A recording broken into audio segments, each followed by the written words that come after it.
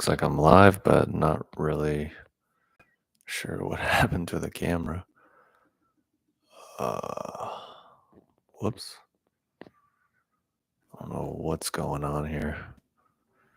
Camera is absolutely wrecked. Okay.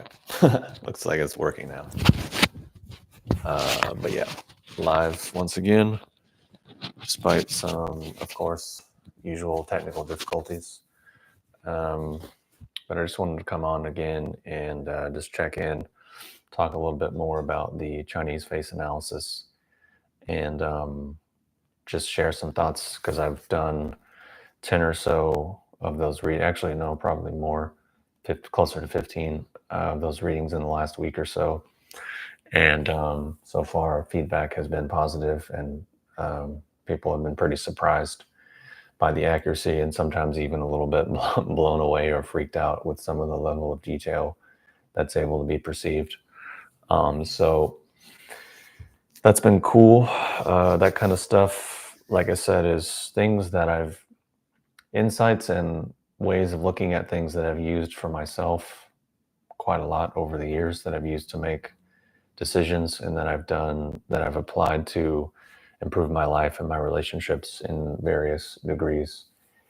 And it's one thing maybe some people realize, maybe some people don't, or maybe it doesn't even matter, is that a lot of the time I tend to think in systems and processes, where if I'm going to do something or get into something, I'm thinking this is the system or the process now, and then sort of projecting it out over time and seeing where it might lead or where it might end up. And for me, that just comes a bit natural. And actually, what I've learned from doing a bunch of these readings is that it seems like at least a decent amount of people that have followed me for, the better part of a decade are actually a little bit similar to me in some ways, which would kind of make sense, just because of like resonating with certain content. Sorry about that. I felt it coming. I felt my nose itching, and I was trying to hold it off. But just a little bit of entertainment for for the live stream today, because I don't really have a plan or a structure or an outline. I'll probably only be on for, I don't know, 20 minutes or 30 minutes or so, probably less, just because I have plans and some things that I needed to get done later this evening. But I just wanted to talk about that, and also talk about reishi, and specifically red and purple, and why I think it's really basically one of the best herbs, especially for modern times, especially for a lot of the stuff that people deal with in terms of the heart and heart blood. And actually that all relates to really the face reading and stuff as well. And I think one thing that I realized for myself is, and I think something that's true for a lot of people as well, is this concept of mirroring. So I think some people have heard of this, some people have not. Mirroring, in the sense where people usually hear about it, is maybe from like neuro-linguistic programming or communication things, where if someone has a certain posture, you mirror their posture, or things of that nature, like very literal. But there's a deeper component to it, whereby it sort of gets into how we're all human and we're social animals, and a lot of our identity formation is formed in relationship to other people and through belonging to groups. It will be weird if that would be a controversial or mysterious idea. I mean, that's just how we operate. And I think what happens a lot of times is people maybe are grown or raised in environments that don't mirror them properly, or maybe they're sort of have skills or capacities or insights or things that are maybe a little beyond their environment. So people in their environment can't really mirror that back to them because it's maybe above or beyond or just different from them. So then what happens is that sort of can create a little bit of an imbalance within someone, where certain people, yes, of course, might have the internal oomph to just not care and sort of push forward and push forward without that external support. Whereas a lot of people, what tends to happen is that thing kind of gets a little bit wonky. It's kind of gets pushed to the background. It gets pushed to the side, but is always kind of there. So then they are, in essence, tend to be operating from some type of internal conflict. So that can happen across the spectrum. That can be, minor things like being smarter or more creative or more insightful or more talented than certain people in the environment. And that can also range to what people would call traumatic experiences, where something happens and we're not really able to process it or digest it appropriately or contextualize it, or our brain isn't developed, or our sense of self isn't developed, or we don't have the environmental relationship tools. So it kind of also just gets pushed to the side or pushed to the background, and it just kind of like irritates us and weighs at us a bit. And I know, trauma and things of that nature is kind of all the rage these days, and it's really trendy. It's like the new shiny thing, and that people think explains everything. And I wouldn't agree. Obviously, there's plenty of cases where that is true, but I think a lot of ways people go about it sort of in the wrong way. And which is understandable. It's a new thing. It's a new concept. It's the shiny object syndrome. So people are still trying to figure it out. But I think my point is that a lot of it goes back to sort of the mirroring aspect that I was talking about earlier. And for me, in many ways, I was lucky in that I had some really good mentors throughout my 20s and 30s that were able to mirror certain things back to me and help me become more comfortable with certain aspects of myself that maybe my childhood and previous upbringing hadn't necessarily allowed to come out as much, even though they were always there. But it sort of created conflict. And just being transparent, part of what created the conflict is, again, just for better or worse, like how my brain functions in terms of thinking, in terms of systems and processes and patterns and larger scale things. And of course, yeah, still being human and still having feelings and emotions and small scale things, but sort of still being able to look at things in a different capacity. And some of my earliest memories of being a little kid and people still being like, oh my God, you're so judgmental. Why are you saying that? Oh my God, that's so mean. Or you should just be nice, or things of that nature, to basically just shut you up. Because for one, I was a little kid, so I don't really know one way or the other. I'm just trying to make sense of the world and verbalize what I notice. And secondly, there's nothing malicious or ill intent about any of it. So it's like not even an accurate thing to say. And then thirdly, whatever I did actually observe or state ended up becoming very apparently and obviously true shortly thereafter. So it's not like it was unfounded or just pulled out of nowhere. It's just something that, because people function in different ways, then it kind of creates a little bit of conflict. Yet on the same capacity, that same thing has allowed me to live the life that I have now as an adult, and allowed me to create businesses and systems and training processes and the YouTube channel and reach people and do all these things. So obviously I was right and they were wrong to an extent. But I'm just using that as an example. Obviously there's more to it, and I'm really oversimplifying it and really just making it stupidly oversimplified just for the illustration point. And I'm just pointing out that maybe a lot of people have certain things like that maybe their upbringing didn't exactly mirror to them, or maybe it did, but they're just kind of like, it's still just there kind of below the surface, so they don't actually know how to utilize it and manifest it in the world. And not everyone has that. Some people are lucky. I have friends that they're basically like had a idyllic upbringing, and they're completely fully functional and have no issues or conflicts really with anything other than just living their life and not having any worries or cares. And so, okay, those people do exist. uh, and that's just, maybe not the most common experience these days. Um, so that's why I think mirroring can be important, especially as we develop and as we get older. and should hopefully have parented ourselves and adulted ourselves, and basically meaning developed a really functional, useful internal ecosystem and map for ourselves, a way of being, systems, processes, approaches, behaviors that actually are effective and fulfilling and harmonious, not the opposite.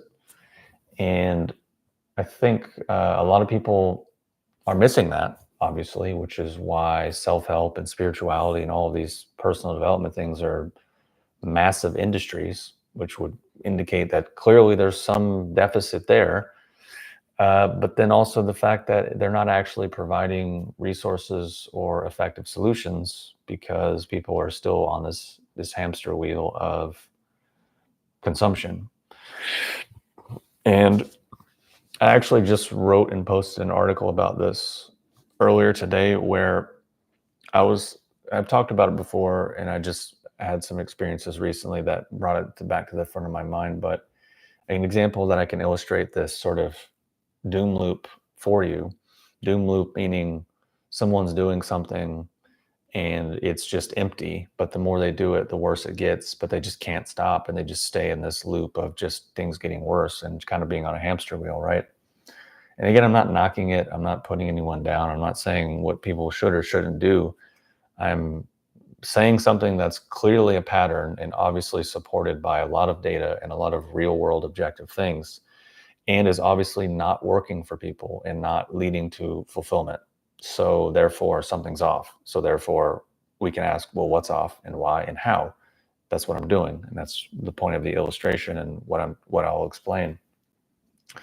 So what I noticed is that, for example, a lot of people who are maybe therapists or counselors or healers, and they have this really strong self-image about themselves in that capacity, right? Or they view themselves as really conscious and evolved and aware, these lofty words. One thing I noticed pretty early on when I would go into these arenas, whether it's at workshops or classes or some type of event, is that very often people weren't actually those things. Because I noticed often a very big deficit between how they viewed themselves and then how things actually were. Specifically, people that would have these images, but then I would talk to them, it was just like an empty thing. And I could tell that they were filtering things through how things made them feel or made them look, or whether they were able to fulfill this script, not actually listening, not actually connecting on a real, genuine human level. And people could say, oh, well, you're just mean, or maybe it's just you, and maybe all these things. But the fact of the matter is, I guarantee you, every single person has had an experience like this, where you talk to someone and you're like, it just doesn't, it's not landing. Or you can see that they're kind of like a stereotype of like LA. I hear people who live in LA or certain circles in New York where they meet people in these social events and people are just filtering for how will you benefit them, because they're just trying to climb a ladder. And if you don't help them climb a ladder, you're just dead to them. And you can see it like immediately. And I've been to events like this and I've seen it where you're talking to someone and they can tell, oh, you're not going to move me up. And you just see them, you see their facade sort of stop and they just exit immediately, which again is fine. That's their prerogative. They're humans with free will, etc. But let's not call that genuine. Let's call it what it is, which is opportunistic and disingenuine, which again is fine. Again, this is what humans want to do. I get it. People are hungry. They're hustling. They got to do things. They have limited time. Sure. It becomes problematic if their self-image is the opposite of being conscious and empathic and a healer and sensitive and all of these things. And I just noticed that a lot of times they confuse their emotional ups and downs and intensity with genuine connection or genuine listening or genuine relationship, when in actuality it's just their emotional whatever, usually just based in their self-image that they're trying to maintain or trying to project into that situation. And that's just something I noticed, which is extremely common in those arenas. And again, I don't say that to be mean. I don't say that to put anyone down or to denigrate anything. I say it because personally, if people were going, I think it would be better off if people were more effective in their outcomes. Meaning, if we used a different example and it was a bunch of people who were trying to get fit and they were all doing something and not getting fit, then likewise, the obvious conclusion would be, well, wouldn't it be better if you did the things that would actually make you fit? And if you're doing things and you're not getting fit, then why don't we ask what things are not hitting or not landing or what you need to adjust for yourself? To me, that would be pretty simple and obvious if you're trying to acquire any skill, if you're trying to achieve any endeavor.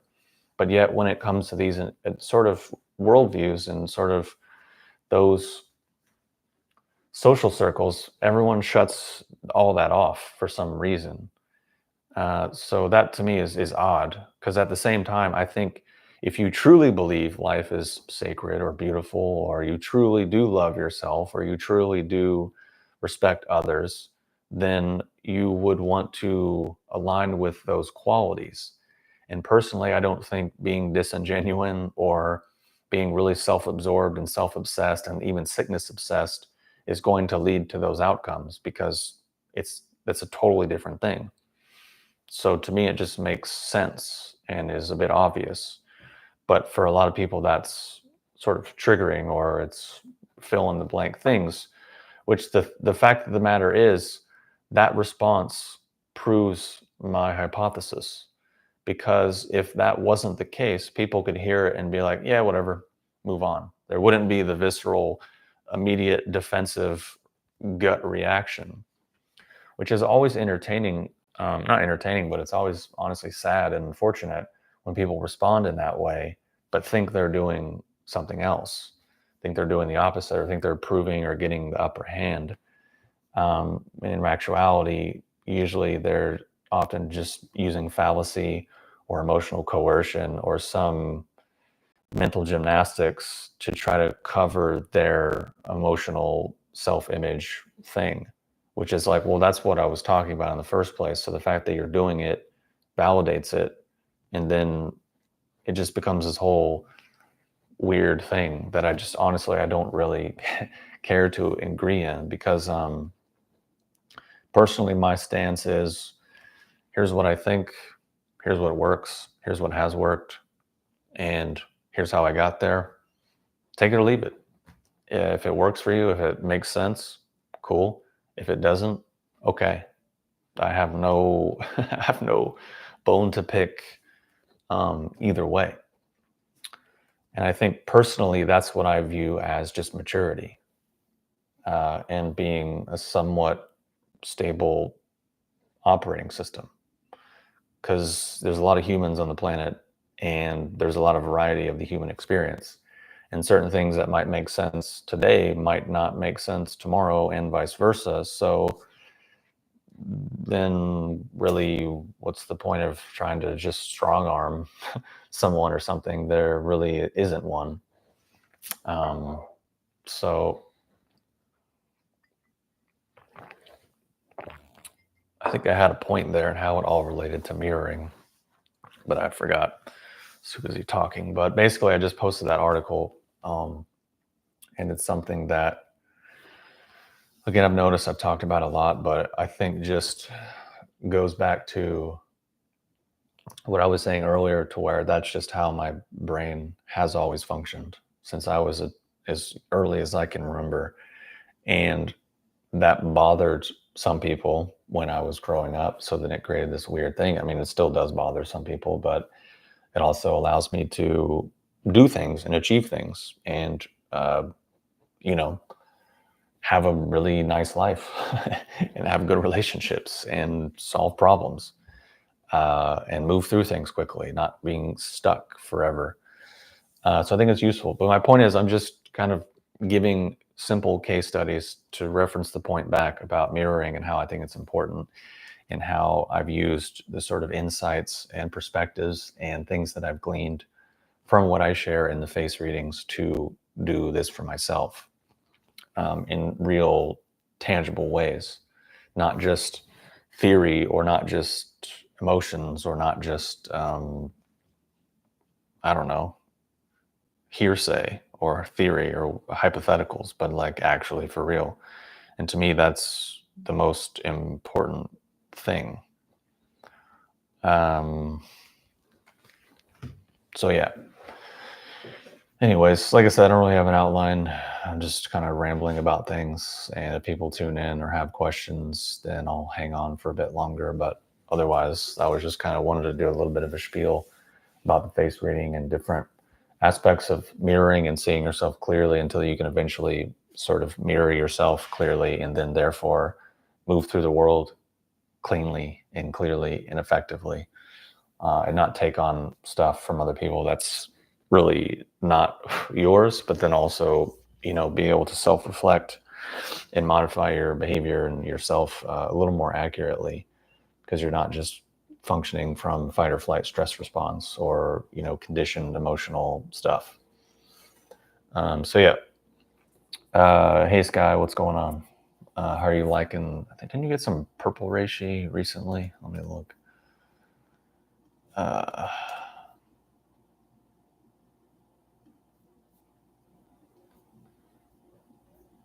trying to see.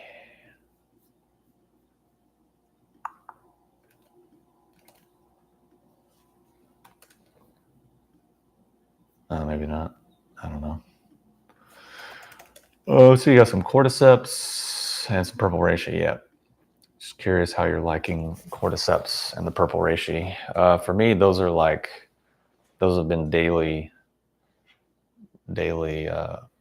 consumption as of late. Purple definitely before. I like purple at night as well. Cordyceps in the AM. I just take it honestly with some hot water, sip it with my breakfast as well. So yeah, I really, really, really like those cordyceps, especially. I hadn't really taken it for a while, and then I just got back on it, and I can say it certainly boosted my training and my chi production. As I'm realizing, I really need to trim my beard. It's like really overgrown. I didn't realize it.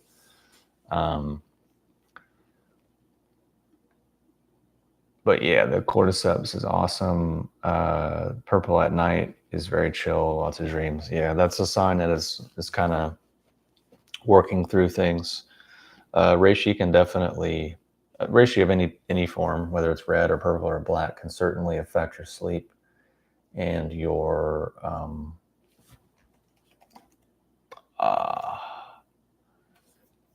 dreams, because it's kind of gets your brain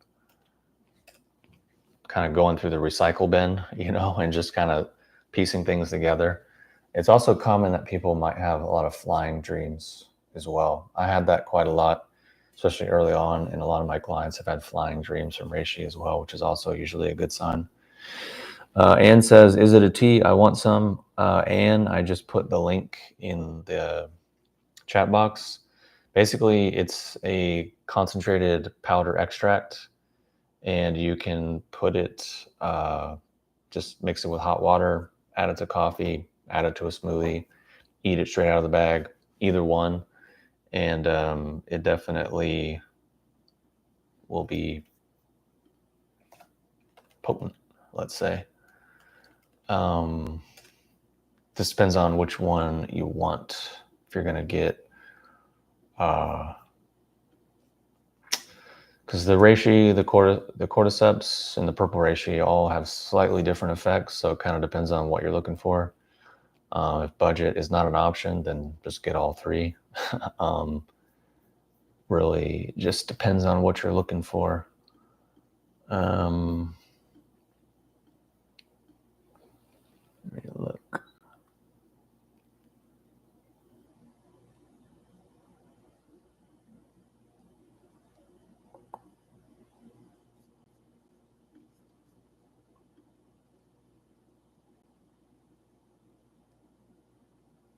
Let's see. Oh yeah, it's common. Wait, you had a dream, you interacted with reishi in your dream before taking it? That's pretty cool. It's definitely, as weird as it sounds, it happens. I've had quite a few of those dreams, and I know quite a handful of my clients have had those kinds of dreams as well, which is kind of odd to think about if you really just step back. But it just shows that reishi is really quite a potent herb, but gentle as well. And especially just how it really works on the heart is kind of the main course of action. And these days, people have gotten carried away into this dead end cul-de-sac of beta-glucans and whatever, and it doesn't. It kind of misses the mark. I'm not going to go into it too much, but it certainly misses the mark about 99% of the time, and is just really makes me scratch my head when I read about it, but also when people sometimes will very angrily write me. I remember one guy a few years ago wrote me and just told me all my products were worthless and didn't do anything because of beta-glucans, because he read a blog or something. He was like, "Oh, I've done the research, and your company's trash, and your products are so ineffective, and you don't know what you're talking." Like, it just wrote me this really stuffy, intellectual, sort of essay, and I'm just like, "Okay, dude." I mean, all right. uh, but I can get how people got there. Of course, I can see their logic, but again, it misses a lot, especially when it comes to things like reishi. And many of the other mushrooms, actually, it misses a lot of the mark. Um, I can just say I've taken reishi products that are like 80%, 90% beta glucans, and I felt genuinely nothing other than digestive disturbance. Literally nothing. In small dose, medium dose, large dose, nothing. Whereas I could take a fingernail amount of my reishis in a little bit of hot water, and it's like instant.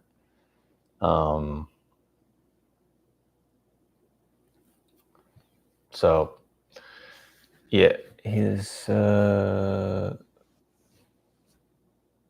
yeah, basically, I just my focus is kind of a blend. So in certain instances where going really sciencey is the most effective route, I'll take it. For example, with the lion's mane, um, because the because for example, most pretty much all of the lion's mane products on the market will really do next to nothing at all for the brain and nervous system, because the arenosines and hericenones which are in them are in such insignificant amounts that it's unlikely to do much of anything.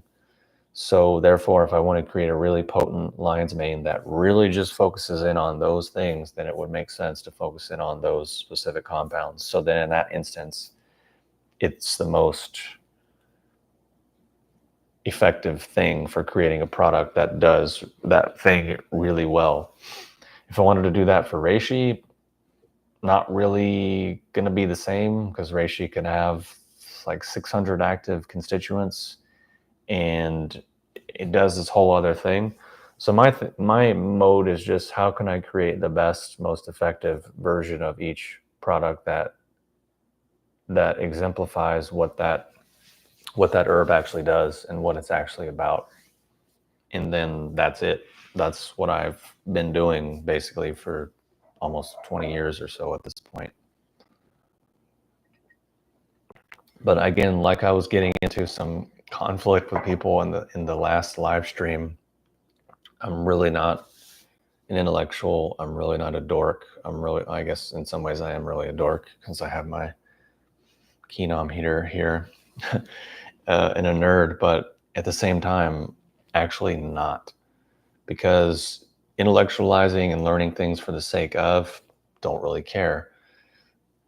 Um, Memorizing factoids and stuff for the sake of, don't care. Endless analysis and detached thinking, don't care. Asking endless hypotheticals and what ifs, don't care. Just not how I'm wired and not really how I think.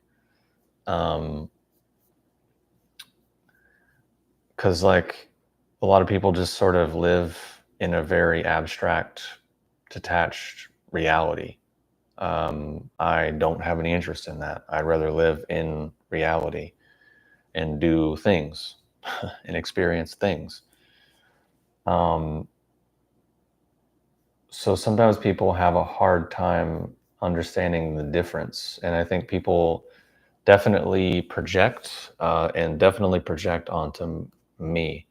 I've seen it, I've heard it, I've read it, seen comments, I've gotten emails, I've had people try to do analysis and things, and it's mostly projection, which is whatever, it's fine. I don't, people have their prerogative and they have their tools and their information, and also all they have is this very limited context of whatever this is on the internet.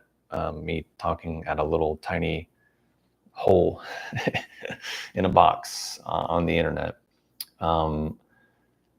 So I see a lot of confusion, and sometimes people have a hard time telling the difference between typically what things that I say or I'm interested in is like naming something specifically in detail, meaning behaviors, timelines, the tells, the reasons, the rationale, and even sometimes precise mapping of things, or at least what I think is somewhat precise, best I can do spontaneously yapping on the internet, and tangible, actionable outcomes and applied things. Whereas, which is very different than just abstract, detached intellectualization, which is not really what I do or I'm interested in. And I don't really recommend. And I think, unfortunately, a lot of people live in that world. And subsequently, they feel very dissatisfied and they feel very hollow inside because nothing's satisfying, nothing's enjoyable. Life is dull. And every day is just like, ugh, it's depressing. And sometimes that's why people are depressed, is because they live in this hyper abstract thing, which is like eating the menu instead of the meal and all of these uh, types of things, which at a certain point is normal. It's normalized dysfunction, but it's still dysfunction, in my opinion. And I think it's not healthy. I think it's a symptom of a health imbalance and very predictable organ imbalances within Chinese medicine. So sometimes people have a hard time separating the two. Because like pattern recognition and mapping things out and laying things out and being specific and being clear and having receipts is one thing. Over intellectualizing, being abstract, ranting hypotheticals, memorizing datas and factoids, that's a different thing. So anyways, it just clearing sort of clearing that up. Not that it really matters. Because it's also one of those things of human nature where the people that often can hear what you're saying already can hear what you're saying, and then the people who maybe need to hear it or would benefit from it will probably they probably never will, because of all of the inherent self-protective things or just quirks of being human. So at a certain point, then you also realize, well, there's nothing I can really do because mostly everything is out of my hands, out of my control, out of my jurisdiction. So I'll just try to control what I can control. Which ultimately for me, I just try to, as best I can, be clear and be straightforward and be transparent and explain if I say something, how I got there and why. And then if people want to find holes in the logic or disagree or go in a different direction, whatever. But to me, that just is more honest and more straightforward and also just more respectful, because I just would prefer to talk to people and deal with them as adults rather than talking down to them like they're not. And I think especially in this context of whether it's health or spirituality or self-help, sometimes people are used to the image of like the evangelical or the person who's like speaking down on high, or they're used to the sort of maybe like charismatic emotional charlatan, or they're used to sort of like the kindergarten teacher where they're like, well, everyone, today we're going to talk about our feelings. We're going to talk about colors. Everyone get your coloring books and come around. Let's go. And personally, I don't think I'm either of those things, nor am I going to try to ever be. Not that there's anything wrong with them. That's just, again, if I'm going to be honest and try to be straightforward, that's not who I am. That's not how I function. I can't do those things. It would make sense because there's people who are naturally those things, then let them do it. Like if you need that, then go to the person who does that and is good at it. And why try to make someone else into something else? That just seems really strange to me. But anyways, that's actually something I mapped out through when I was doing face analysis on myself. And yeah, never mind. I'm not going to go into that. I have to go. Actually, I need to cook dinner because I got things I need to do. But anyways, I appreciate everyone that showed up for this impromptu, completely unstructured, random ass Friday night live thingy. I just wanted to rant and talk a little bit about the face analysis stuff because I just had a round of orders and people that got the reading that came in from the live stream that I did, I guess a couple weeks ago or whenever it was. So I just wanted to come in and talk about it again because I've completed all of those, and went pretty well, and was certainly a decent amount of work, but also a really good learning experience. So it's nice to be able to share that with people and hopefully add some clarity and empowerment, because I think can be deficient at times in the world where people are confused, but they don't know they're confused, and they're actually just self-justifying their own confusion, but putting it on other people, and it just kind of becomes the blind leading the blind sort of thing. So anyways, thanks for tuning in, and hope you have a good Friday or whatever day or time it is whenever you're watching this recording. And I will see you in the next one. If you have any questions or requests for a future live stream, you can drop them in the comments. And other than that, you can also check out the Etsy link somewhere for the for the face analysis. I guess let me put it in the chat and see. Here we go.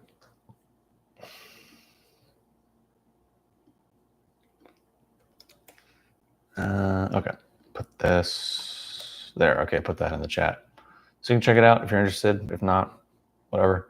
Anyways, hope you have a good night, and hopefully you're smelling good, and I will see you on the next one.